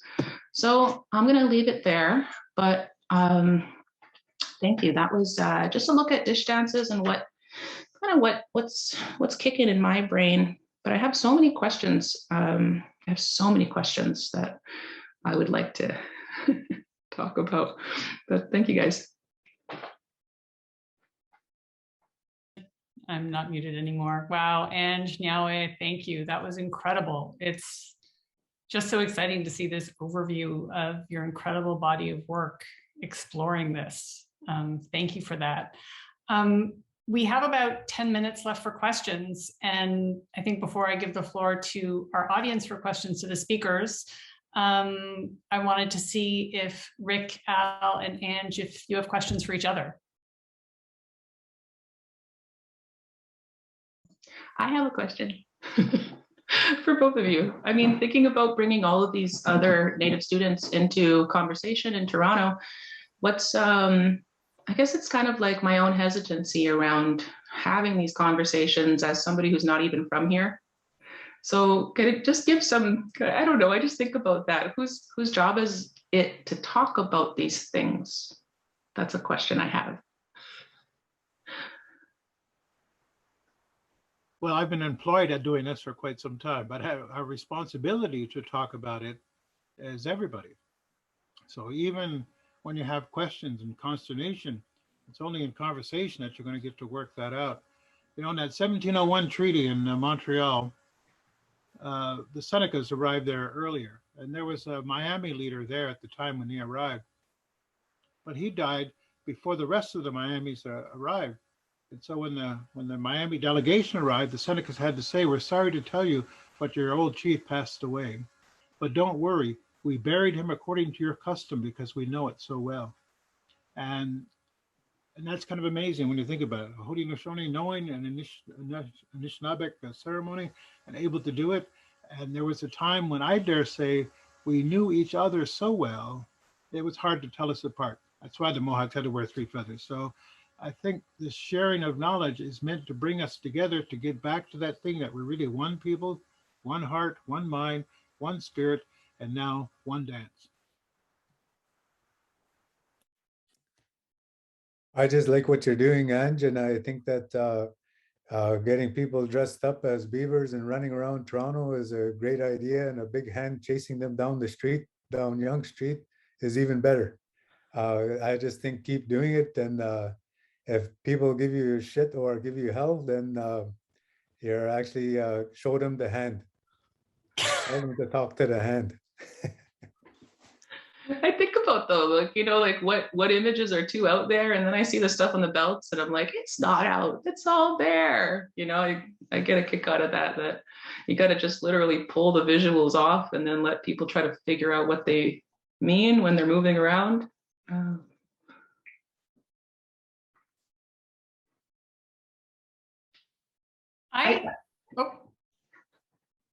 I'll let you take that, but I just wanted to see if there's any kind of, yeah, it's not a second follow-up question or anything, but it's just I don't know, working on the credit, working on places of where would you want people to meet and talk these days?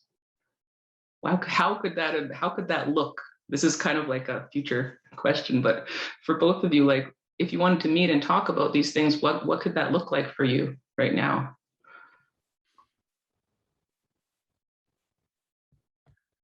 We tried this in 2014. Rick invited me to Niagara, and we had the Honorable David Onley attend. So we went to the American side, actually, to Fort Niagara in Lewiston. And then the following day, we went down to Fort George and gathered there as well. We were trying to use the forts as places of gathering as well, because they historically were. But what we wanted to do was to research more. And there's some community people that ask me, but I don't actually know where specifically. I'm glad you brought up that Eternal Council Fire belt, but they talk about where those were ignited in different places, but we don't know. I don't know, I should say, the specific place where it actually was. So as what I encourage you to do, and what I like that you are doing, is basically fumbling around there along the credit and trying to find where that actually is. And like what Rick's talking about as well, of building and fostering and growing a relationship with the land and the river and the waters, like what Kim mentioned at the beginning, in the opening, just building that and fortifying that relationship. And that means just getting out there. And when I see see you with your troop and your students along the banks of that Credit River, I just think that something's gonna happen. Something's gonna reveal where and when, and then you'll know the why, kind of thing. You kind of know the why, but things will start to fall in place there, I believe. Yeah, you know, that's a good point. When you think about it, the earth, the old trees and the rocks and the waters, they heard all of those words that were put into the wampum, and they hold the wampum memory. So by getting back on the land, connected to it, and removing all of that crap that invades your life, you could go right to the original teacher, right to the original memory. But you also have to be careful, because some people will try to bring other things into it or disrupt that. But we're also building, I think, the perfect place for you, Ange. Down at Fort George, we found out where the original council house was built back in the 1700s. That's where our people used to gather, Anishinaabe, Haudenosaunee people. And we're making a metal space frame, kind of to show the volume of that, with no walls or ceiling. But we're working with the Shaw Festival to create an indoor creation space. So we're working on that with a guy named Tim Johnson in the Landscape of Nations. I look forward to that, hopefully by next year, because there's something about returning to where our ancestors went specifically to make peace. And hopefully we can make peace among our young people.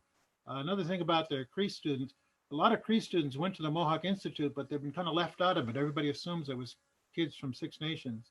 And the Cree story and connection to the Mohawk Institute also has to be told. So think about that there, of gathering them back there again. Now, it's going to be a very emotional journey, but I think an important one. When the Cree students first came there, they only spoke Cree and French, so the Mohawk Institute actually had to hire French-speaking teachers in order to try to re-educate these Cree kids. So the memory of what happened, both at the residential school, the memory of what happened in the Treaty Council, and the memory of what happened in our ceremonies is still right there on the land. So I agree with Alan. Just get back on the land and let it speak to you. Yeah, I'm like, just invite me. I'll go anywhere and, you know, do anything to. I'll go to wherever. Yeah, well, thank you so much for you know, meeting up with and having this chat with me too. It's just, I love to. Oh, we can't have these conversations with having many voices in the same space, you know, to connect up across a bunch of different places. So I just really want to thank you both for getting a chance to talk with me today.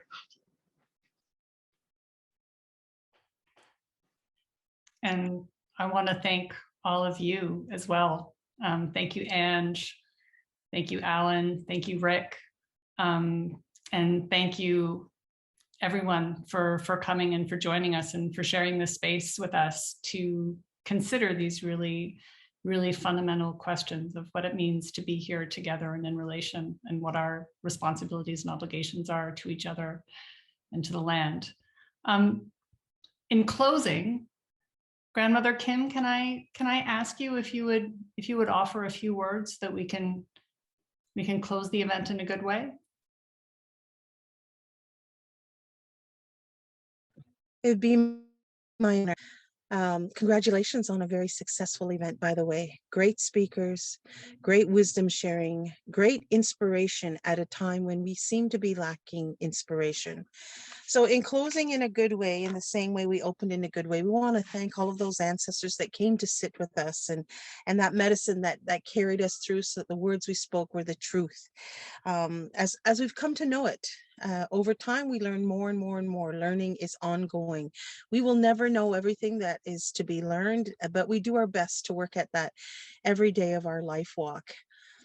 I'm thinking about our way of knowing as Indigenous people. We're all Indigenous from somewhere on the planet, and you know, we're connected in very similar ways. But the most important way, and the way that I want to remind you about as we come to a close, is the idea of relationships and how integral, how important, how foundational they are to who we are as human beings in right relationship with all the beings who share the planet with us. Now, there were many references made, memory keeping abilities of other beings who bear witness to what we do, what we how we act, and those seeds can be retrieved in various ways. And so my challenge to each and every one of you would be to work on your relationships with the natural world, not just with human beings, and to see what messages may arise for you from them. They're waiting for open that door of opportunity where we can communicate in all the ways that go beyond words. And talked a lot about creativity and using other senses to send messages along. Of course, Alan and Rick reminded us about the specifics that were encompassed in beautiful works of art that we call wampum belts or covenant treaties and things of that nature. But these are visual narratives that creation has shown us how to communicate effectively in all the different ways that we can learn. There are so many ways. We have 5 senses, and then we have all of the spiritual senses and the intuitions and the blood memory that is passed down from generation to generation. You are your living ancestor. You are the embodiment of that, and you are responsible for that.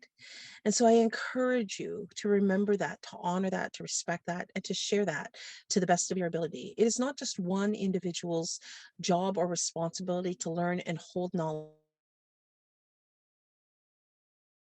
Like on our relationships that propel us forward, connect us to the past, and give a gift to those that will come after us.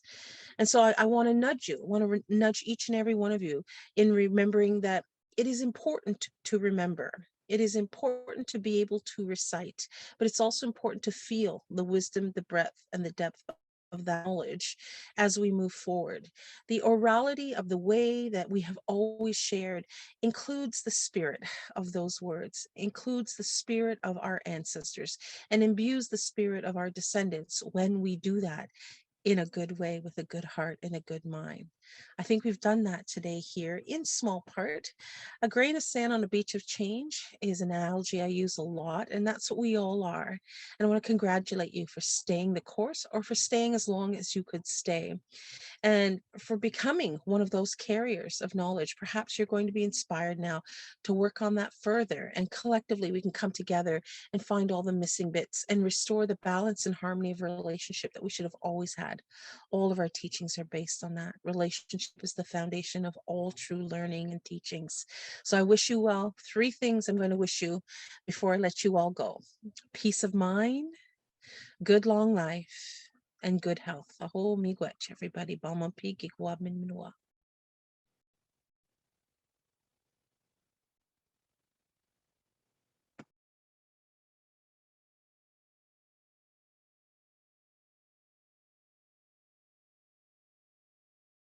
Good. Chimigwech, Grandmother Kim. And again, Niawe, Chimigwech, thank you to all of our speakers and to everyone for joining us today. Yeah, thank you again.